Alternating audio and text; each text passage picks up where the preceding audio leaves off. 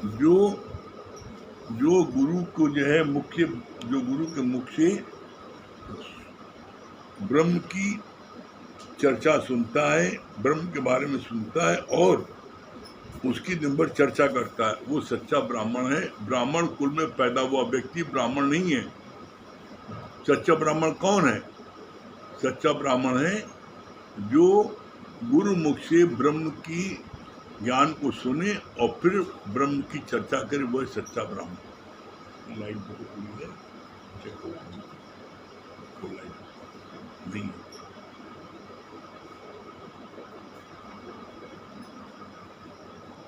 इसके बाद भगवान आज क्या बोल रहे हैं?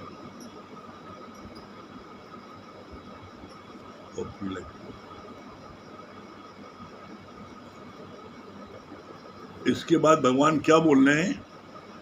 भगवान कह रहे हैं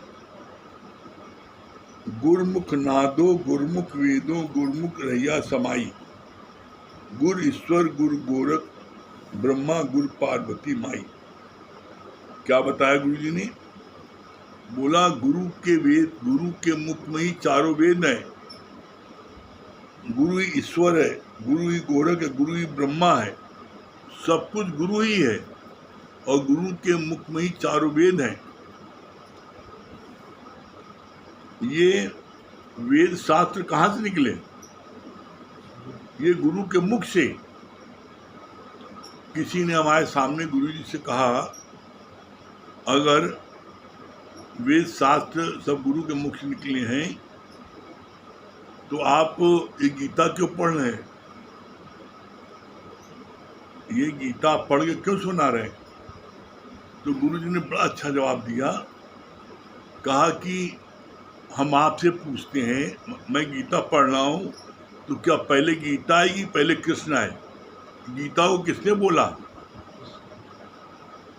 गीता को किसने बोला? कृष्ण ने बोला। अष्टावक्र गीता, अष्टावक्र मुनि आए, उन्होंने बोला। तो बोला ग्रंथ जो है वो गुरु के मुख से निकला है, ग्रंथ से गुरु नहीं निकला है। तो जो भी वेद शास्त्र हम पढ़ते हैं उसको पहले गुरु ने बोला है, उसको लोगों ने लिख लिया, वो ग्रंथ हो गए। गीता क्या है? कृष्ण और अर्जुन का जो प्रश्न उत्तर है वो गीता हो गई। कृष्ण ने जवाब दिया। अब देखो पूरी गीता में क्या लिखा है? लिखा है जब अर्जुन प्रश्न करता है तो लिखा है अर्जुनो वाक्य, और जब कृष्ण जवाब देते हैं तो उसमें लिखा होना चाहिए कृष्ण वाक्य, लेकिन वहाँ नहीं लिखा। वहाँ क्या लिखा है? भगवानो वाक्य लिखा है। क्यों लिखा भगवान? क्योंकि वो हर समय अपनी आत्मा में स्थित रहते थे, इसलिए लिखा गया है। और इस पूरे ब्रह्मांड में जितने भी शास्त्र हैं वो किसी न किसी ऋषि मुनि ज्ञानी ने उसको बोला है। एकमात्र गीता ऐसी है जो भगवान के मुख से निकली है। इसीलिए कहा जाता है और ज्ञान सब ज्ञानरी ब्रह्म ज्ञान के ज्ञान, जैसे गोला तोप का साफ करे मैदान। इसीलिए गीता ज्ञान को कहा जाता है ये ब्रह्म ज्ञान जो है कैसे? बोला जैसे गोला साफ करे मैदान, एक गोला फेंक दो पूरा शहर सफा।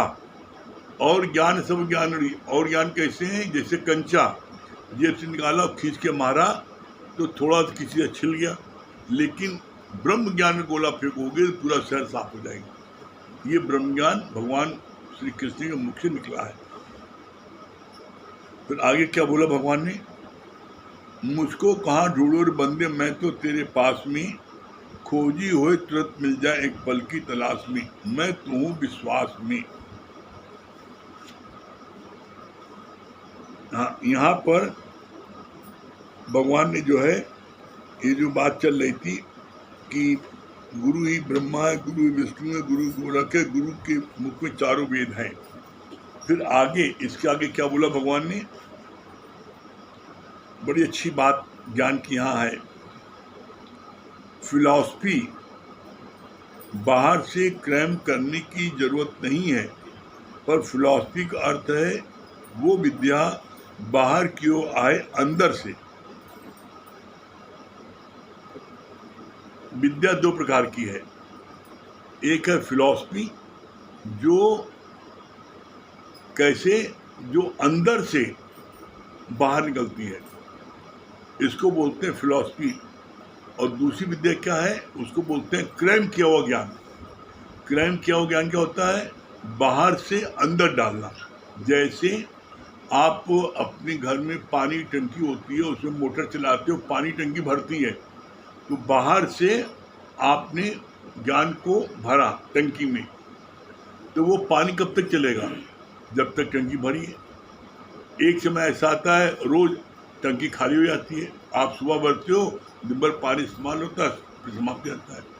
लेकिन आपने घर में बोरिंग करा लिया, अब बोरिंग का जो पानी आने लगता है, तो क्या आपका पानी खत्म होता है? इसी तरीके से यहाँ सच्चा सद्गुरु क्या करता है, हमारे अंदर बोरिंग कर देता है, हमारे अंदर बोरिंग करता है, और बोरिंग करके क्या करता है, बताता है कि देखो अब तुम्हारे अंदर से ज्ञान आएगा। और ये चीज जो भी सत्संग करने वाले हैं, जो सच्चे मन से गुरु को जिन्होंने पूजा है, विश्वास किया है, तो उनके अंदर से ज्ञान निकलने लगता है। हम तो ऐसा फील करते हैं कि जैसे गुरु का हाथ ऊपर है, और जो भी चीज बताते हैं वो अंदर से गुरु की प्रेरणा आती है, अब ये बता दो, अब ये बता दो, अब ये बता दो। तो अंदर से बाहर निकलना, इसको बोलते हैं फिलॉसफी। जो बाहर से क्रैम किया ज्ञान होता है, वो